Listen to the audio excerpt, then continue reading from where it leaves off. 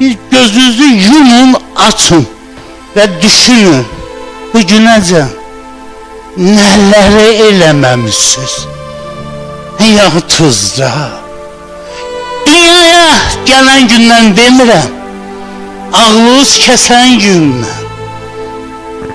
Baxın həyatınıza, nələri eləməmişsiniz. Qaranlıqda, qaranlıq yox, yəni qaranlıq deyəndə fiziki anlamayın. O mənada ki, heç kim bilməyib, amma sən eləmişsən. Nə eləməmişsən və nətər düşünürsən, bunların hamısını bir kəlmə deyəsən, Allah bağışlama, Allah da bağışlayacaq və sən onun ədalətə amil onda. Və bunlar hamısı yükdür üstündə. Sən bu yüklərin altında gəzirsən. İndi qulaq as. Niyə İsa gəlib? Sən o yüklərdən azad eləsin. Baxmayaraq ki, onlar eləmişsən həyatında. İsa səni sevirik. Bilirsiniz, nə vəziyyətdə olur olsun, mən istəyir analara, istəyir atalara deyirəm.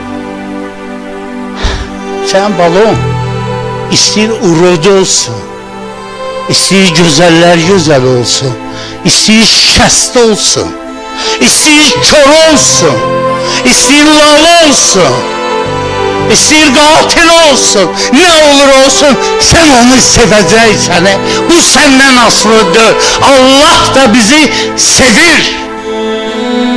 Nə olursa ola,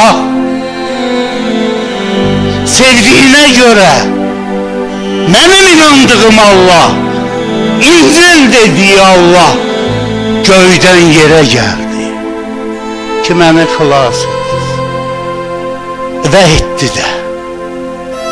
Ona iman edənin əbədi həyatı var. Allah bizi 50 il, 60 il ömür üçün yaratmadı. Allah bizi 5 il, 10 il üçün yaratmayıb. Biz dünyaya üçün gəlməmiş. Allah insanı özünə bənzər yaradır. Əbədi. Ona görə də əziz qardaşlar, bacılar, bir düşünün. Allah bizi əbədi yaşayır, yaradır və özün bizə görə qurban verib. Biz o qurbanı rədd ediriksə, bizim yerimiz hara olacaq? Əbədiyyatda. Əgər o qurbanı qəbul ediriksə, hara olacaq?